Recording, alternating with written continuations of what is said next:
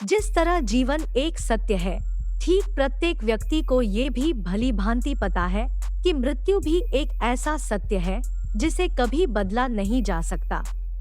कहने का अर्थ है कि जिसने इस पृथ्वी पर जन्म लिया, उसे एक न एक दिन अपने प्राणों की आहुति देनी पड़ती है। इस बारे में हम में से बहुत से लोगों ने कई बार बड़े बुजुर्गों से कहते सुना होगा कि मृत्यु के बाद मनुष्य की आत्मा 13 दिनों तक अपने घर में रहती है। क्या आप जानते हैं ऐसा क्यों होता है? आज के वीडियो में हम यही जानेंगे, आखिर क्यों मृतक शरीर की आत्मा 13 दिनों तक अपने घर में भटकती है।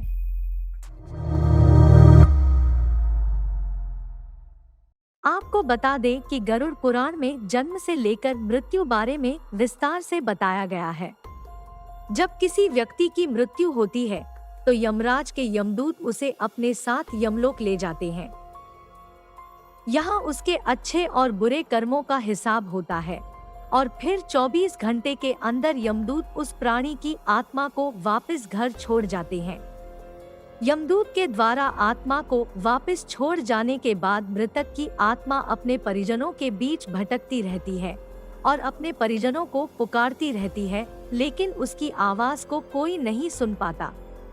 यह देखकर मृत व्यक्ति की आत्मा बेचैन हो जाती है और जोर जोर से चिल्लाने लगती है। इसके बाद आत्मा अपने शरीर के अंदर प्रवेश करने की कोशिश करती है, लेकिन यमदूत के पास बंदिश होने के कारण वह मृत शरीर में प्रवेश नहीं कर पाती। इसके अलावा गरुड़ पुराण की माने तो जब यमदूत आत्मा को उसके परिजनों के पास छोड़ जाती है तो उस समय उस आत्मा में इतना बल नहीं होता कि वो यमलोक की यात्रा तय कर पाए। गरुड़ पुराण के अनुसार किसी भी मनुष्य के मृत्यु के बाद जो 10 दिनों तक पिंडदान किया जाता है, उससे मृतक आत्मा के विभिन्न अंगों की रचना होती है, और जो 11वें और 12वें दिन पिंडदान किया जाता है, उससे मृतक आत्मा रूपी शरीर का मांस और त्वचा का निर्माण होता है। और जब 13वें दिन 13वीं की जाती है तो उस दिन मृतक के नाम का पिंडदान किया जाता है। उसी से ही वो यमलोक तक की यात्रा तय करते हैं।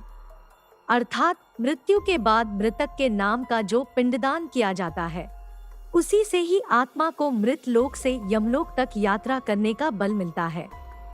इसलिए गरुड़ पुराण में बताया गया है, जब किसी मनुष्य की मृत्यु हो जाती है तो उसकी आत्मा 13 दिनों तक अपने परिजनों के पास घर में भटकती रहती है और उसके बाद आत्मा मृत लोक से यमलोक की ओर निकल पड़ती है, जिसे पूरा करने के लिए उसे 12 महीने यानी कि 1 साल का वक्त लगता है।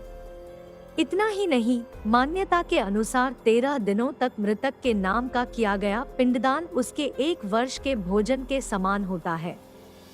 अब आपके मन में एक सवाल जरूर आया होगा कि अगर किसी मृत व्यक्ति के नाम का पिंडदान नहीं किया गया तो क्या होगा? तो दोस्तों, आपको बता दें कि इसका भी वर्णन गरुड़ पुराण में किया गया है।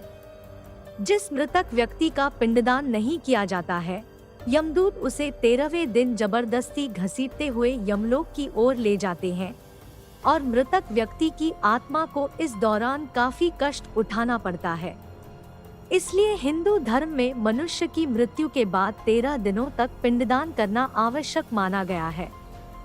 गरुड़ पुराण में यह भी बताया गया कि जो व्यक्ति जीवित रहते हुए अच्छे कर्म करते हैं, मृत्यु के बाद उसकी आत्मा को यात्रा के दौरान यमदूत कोई कष्ट नहीं देते, और जो व्यक्ति बुरे कर्म करते हैं उसकी आत्मा को यमदूत यात्रा के दौरान कई यातनाएं देते हैं और आत्मा को कई कष्ट भोगने पड़ते हैं। इसलिए जहां तक हो सके अच्छे कर्म ही करने चाहिए। अब आप जान गए होंगे कि मरने के बाद आत्मा 13 दिनों तक अपने घर में क्यों भटकती है। तो दोस्तों, आपको ये वीडियो कैसा लगा हमें कमेंट में बताएं।